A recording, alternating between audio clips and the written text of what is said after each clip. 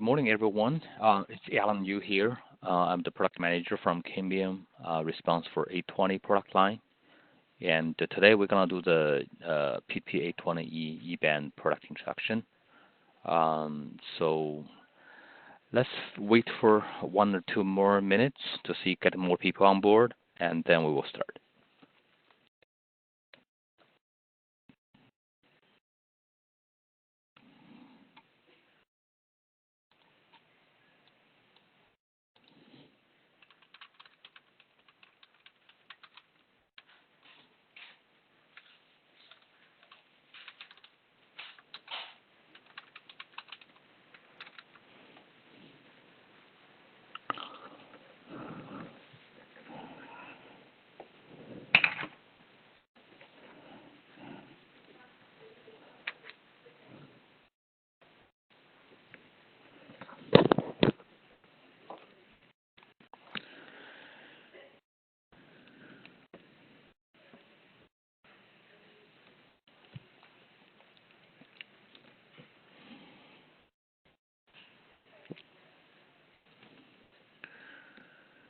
Okay, it's right now the central time is 1 minute past 9 o'clock. We're gonna wait for 1 more minute, and we will start at in 1 minute for the 820E webinar.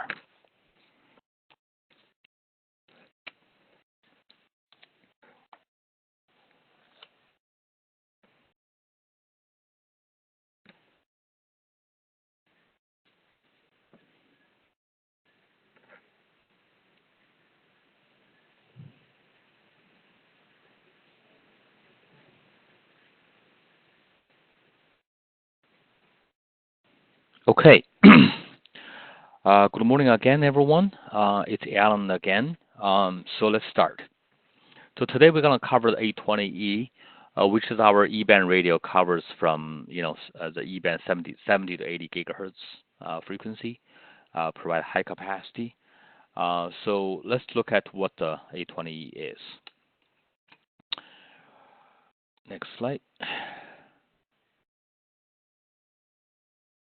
Okay. So this is the 820E. It's a full outdoor radio. It's a single radio. It's compact size, running for IP. We're running 71 to 86 gigahertz, provide full duplex for 2.5 gigabits throughput. The radio has, running on all different channel size. Actually, we can running pretty low frequency, low channel size, down to like 14 or even 28. 14, 28, 50, so 40, 50. For any frequency below, any channel size below 62.5 megahertz, we can running on 1K QAM. So on the 62.5 megahertz, if running on 1K QAM, you will be able to get 500 meg full duplex throughput from the radio. We can also support wider channel like 125, 250, and 500 megahertz. When the channel size become wider, the modulation will downshift a little bit. So on the widest channel, on the 500 megahertz channel, the radio will support 64 QAM. That will provide 2.5 gigabits full duplex capacity. And the radio has 2 versions. One is the connectorized version. Basically, we will offer direct mount antenna for 1 foot and 2 foot, and to form a solution. Or we also offer integrated version. It has a flat panel antenna. Basically, it offers it's a 1 foot. It's 43 dBi antenna again. It's a 1 foot dish, but it's more compact size with a built-in antenna. The radio support 1+0.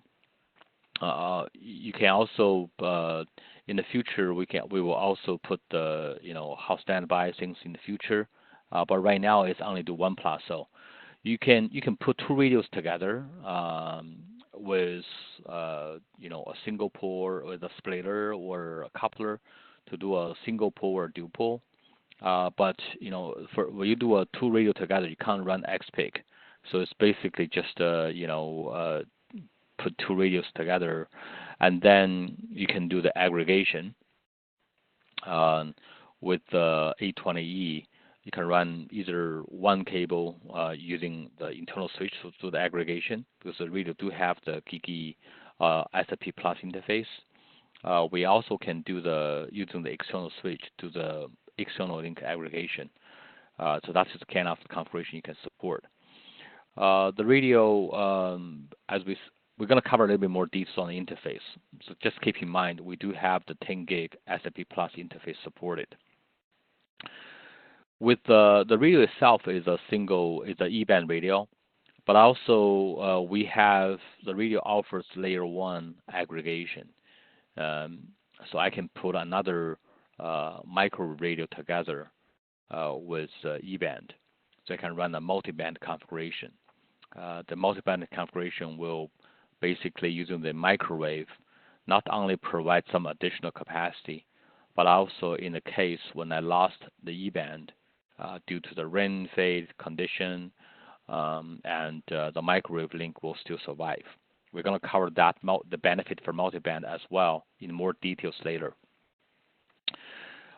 This is the 820E. It's a full outdoor radio. We also have another platform called 820F. The 820F is a split mount radio with E-band support. What we could do is we can put one side with a full outdoor single unit, the 820E. On the other side, we can put an 820F with RFUE ODU. And those radios can talk to each other. So there's interoperability between the 820E with RFUE. So this is what 820E can do. Here is a more detailed summary about what the radio can do. So let's go over quickly about some key components. We said earlier we can do 1 plus or 2 plus using the coupler or splitter, and you can share the antenna. And the radio today is hardware ready for XPIC, but the software is not yet released. So today with 820E, you can't do XPIC, but it will be supported in the future. The radio has, we talk about 2 variations. One is the connectorized, one is integrated version with a 1-foot dish. But in addition with that, just from the interface point of view, we also have another 2 options. One is we call ESE option. The other one version is ESP option. So the ESE stands for basically this is already specified the user interface. The ESE stands for electric, is a GIGI port. S for SFP, and E is for another electric port. And the ESP is electric, is a GIGI port, 1 gig, the SFP port, and the SFP plus interface. I show you some more details because the different version has different, not only the physical interface is different, but also there are some restriction or how you're going to deploy the radio. We offer both options for PoE input or DC input, so you can make your choice. We also have a mini adapter. You can using the PoE port, but using the DC as a power feed. The networking, it has a built-in switch. The 820E share the same switch like all other 820 product line, the feature function wise. We can support smart pipe the mode or CT mode, so you can do the layer 1 smart pipe. Basically is just a layer 1 point to point, and CT mode you can do the layer 2 service to make the different service connection, point to multi-point or point to point or multiple point to point. And also we support all other features like the 820, all other 820 line from QS point of view, frame cut-through, header deduplication. So all of those are the same. So if you have any experience with 820 today, when you move to 820E, it's pretty much straightforward. You will only the only thing really different is you will see the radio works on a different frequency. Of course, it's offer a much higher capacity compared to 820, but from UI or system setup, they're literally the same. You will have a pretty easy, you know, catch up to know how to run the 820E. So let's talk a little bit more about the interface here. So when you burn the radio, so let me get a pen later here. So this is the radio. When we lay down the radio, you can see there's 4 ports here, port 1, 2, 3, 4, and this is side view. This is the antenna port. It will be connect to the antenna. We offer the direct mount antenna for 1 and 2 foot, and this is on the other side of the radio. So basically, there's a RSL indicator, and the grounding is here. Okay. So let's talk about the user interface. We have 4, port 1 to port 4. As I said earlier, there's 2 options for the hardware. One is ESE, one is ESP. So let's talk about ESE first. So ESE stands for electric, SFP, electric. The last one is this is you know, the port 4 is for future stuff when we do with the 1+1 or XPIC. So for ESE, this radio give you the best solution or the most cost-effective solution for a single 1 gig solution. The reason is you do using the same cable for both PoE and also for data.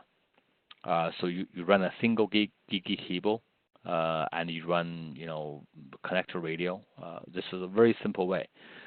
The 820E can do the ESE version can support, the radio support 2.5 gig, but if you want to put more data from the radio, you need to put additional cables, because this radio, the ESE radio, do not have the SAP Plus interface. So if your radio running on 2 gig or more than 2 gig, you're gonna running on, you know, additional cables. Either you run the SAP cable, put the SAP there, running either fiber or copper, or you know, the SFP slot also offer another one called CSFP. It's a pair of SFP inside. So if you want to put a full capacity there, you just need to add the additional cable so you can put more data. The third port, the port 3, this is a management port. It doesn't carry user traffic. It's purely for management. So if you're running outbound management, you can run on port 3. So if you're running for ESE, basically, as I said earlier, this gives you the best solution for if you're running for up to 1 gig, because it's single cable solution. Okay, so let's compare with ESP. The ESP stands for Electrics, SFP, and SP Plus. Basically, the port 1 is an electric port, but this port is used for management. Okay, this port is not for an PoE, but it's not for user data. The user data has come from port 3 or port 4, port 2 or port 3. Port 2 is the same SFP port. It's only a 1 gig as a fiber interface or copper interface. The port 3 is SFP Plus with a 10 gig interface. So if you're running radio for more than 1 gig, you can using the SFP Plus interface with a single fiber to give it all the capacity, and then you also need a cable for the either a DC input or a PoE input. So you're gonna do a 2 cable solution for 2.5 gig. If you're if you want to run a single 1 gig, the ESP doesn't give you the best option, because you still need a PoE, and then you need another data cable for the data. So that is why the ESE gives you the best option for a 1 gig solution. All right, I want to play back again. Let's compare now the ESE and the ESP. So for ESE, If you're running 1 gig, up to 1 gig, you only need 1 cable. If you run on ESP, no matter what capacity you want, you always need 2 cables because 1 cable is dedicated for management and PoE. The other cable is dedicated for the traffic. So that is why the ESE is better for 1 gig below. You could run a higher capacity, but you need additional cable to run that. All right, and ESP is the best option for running a radio more than 1 gig because you're running 1 for DC input or 1 for power and 1 for data and using SAP Plus interface. That's really the difference. Price-wise, they almost have the similar. I mean, their list price almost the same. So really, you're not saving on the radio itself. It's more about cables. But because the more cable you run, especially when you run the copper cable, you're gonna have the light surge protector added. So that start add additional cost for your system approach. That is really the difference when you should choose ESE and when you should choose ESP version. Okay. This is the part number for the radio. You can see for each variation we have one is connectorized radio and one with built-in antenna. It's a 43 dB antenna. So this is the ESE from 6A to 9A. This is ESE for version, and from 2A to 5A, this is the ESP version. Here's how the radio looks like. If you go with the connectorized radio, so basically we offer the direct mount antenna, and you will be able to mount the radio on the back. This will be the whole thing looks like. We also offer the built-in antenna. It's a 43 dB antenna, same antenna again like the 1 foot, but you can see it's smaller. Although they're all same antenna again for 1 foot. If you go with the 1 foot dish here, but this one because of the integrated version, it's much smaller. And also for this integrated version, we offer a special mounting bracket. It will make the alignment much easier because the mounting bracket offers fine tune when you're getting close to the direction. So that will give you a benefit. If you go with the lowest cost solution is the connectorized radio with the antenna. The antenna mounting bracket is like this. So it's a little bit challenge on the alignment because 80 gigahertz has a very narrow beam. So you need a better alignment, or you be more patient when you align the radio using people using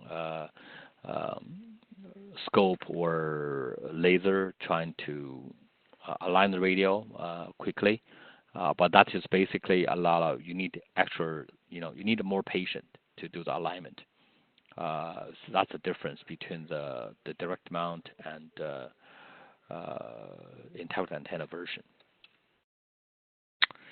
So here I want to show 2 examples. One is using a 1 foot dish, and another one will be a 2 foot dish. This one is 1 foot dish.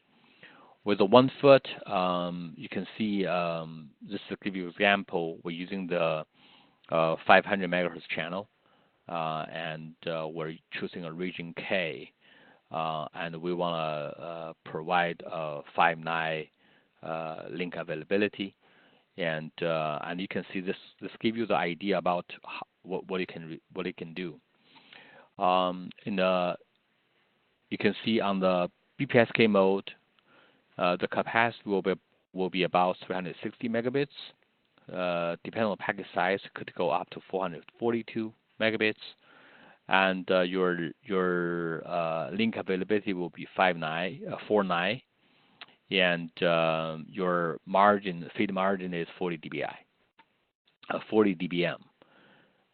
And when you go with higher modulation, your feed margin start to decrease, and also your link availability start to decrease.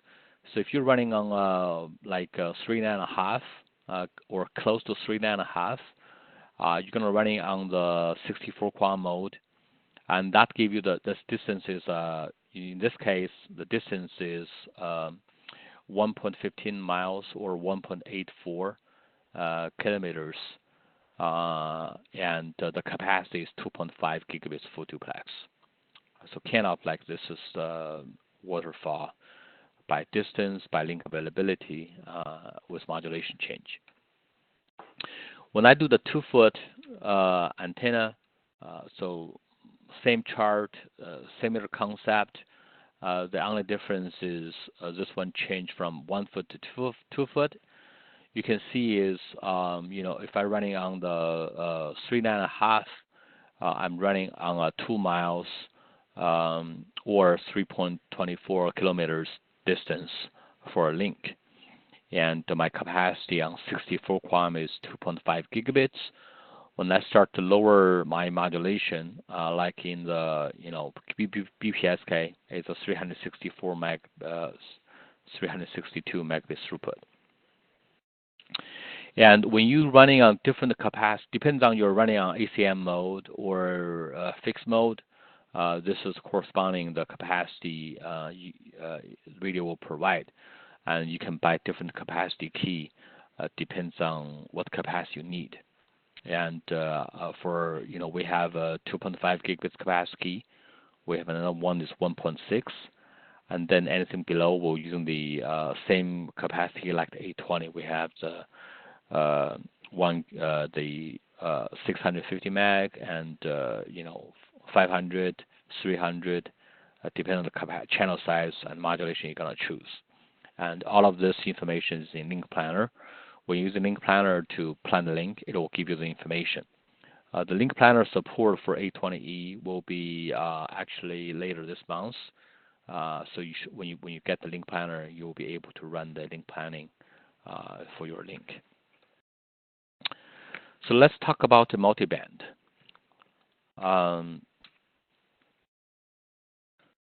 As I said earlier, 820E we support layer 1 aggregation. This is important when we run the multiband.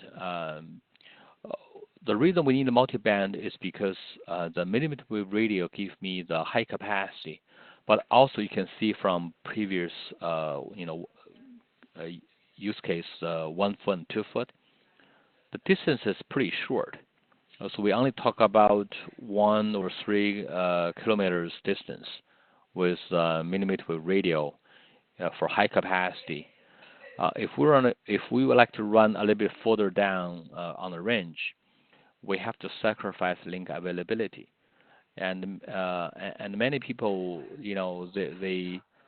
they want a certain link availability to be guaranteed, and the millimeter wave radio cannot achieve that. Simply because of the feed margin is not high, the feed is pretty depth in the ring condition. So a combination with microwave with millimeter wave radio, it will give us the combination for high availability and high capacity.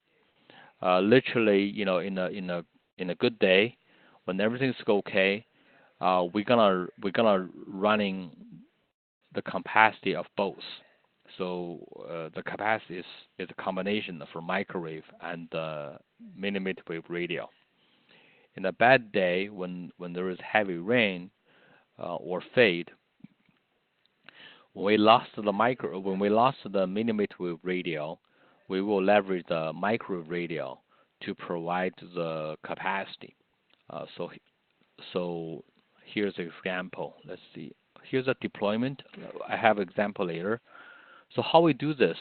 Basically, if you look at the radio deployment, we have the 820E here as the the main radio, and from this radio, we have using the SIP interface to provide the connection to your router, and an 820E will support layer 1 aggregation.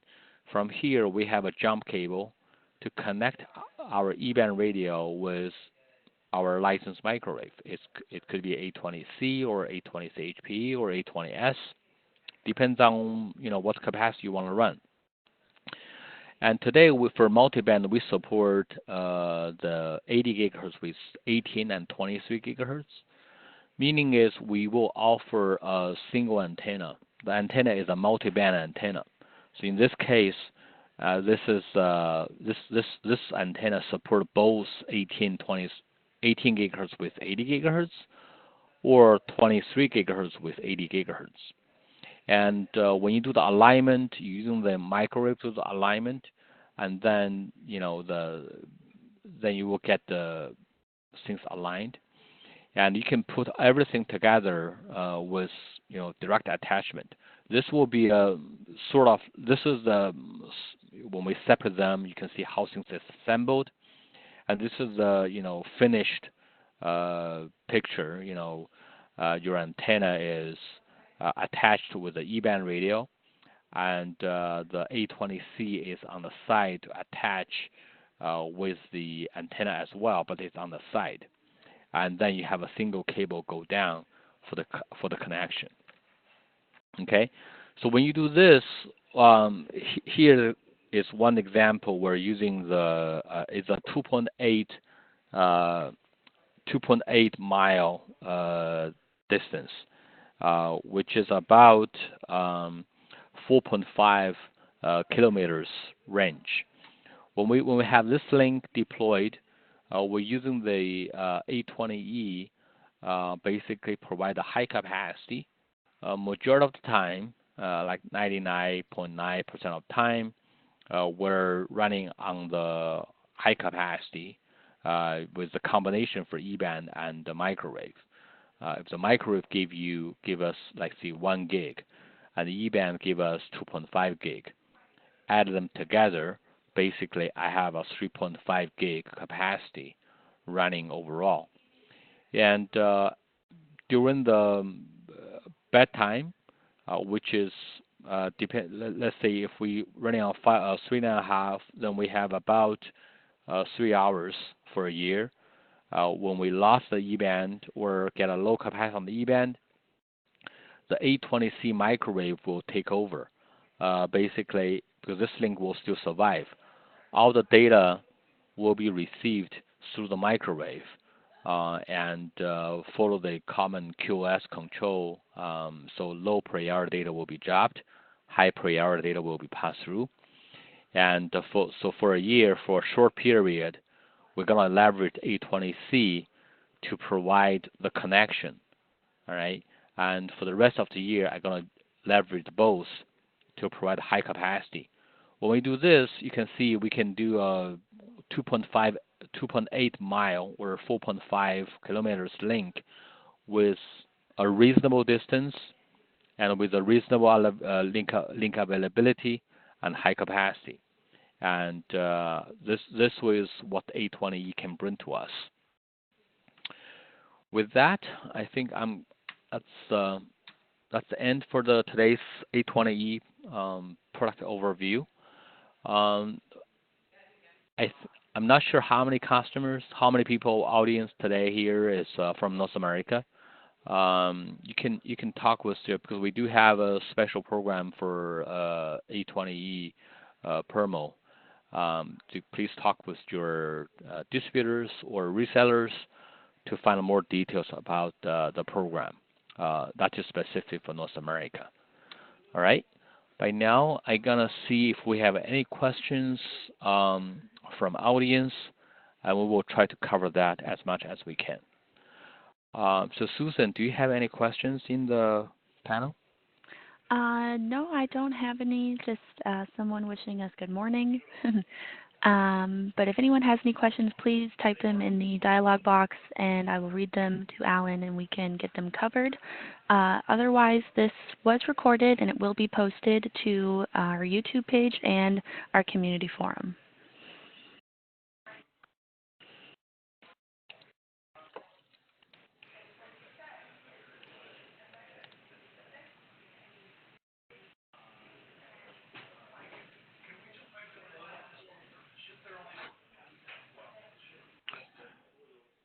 All right, So it seems like we don't have any further questions, but if you do have questions, you can post the question into our Cambium community forum as well. We will monitor that one and give you the feedback. Or you can replay the video, replay the webinar to see if there's any additional question you may have. You can contact us as well. With that, thanks everyone. You all have a good day. Thank you, Alan. Thank you, everybody. Thank you, Susan. Bye.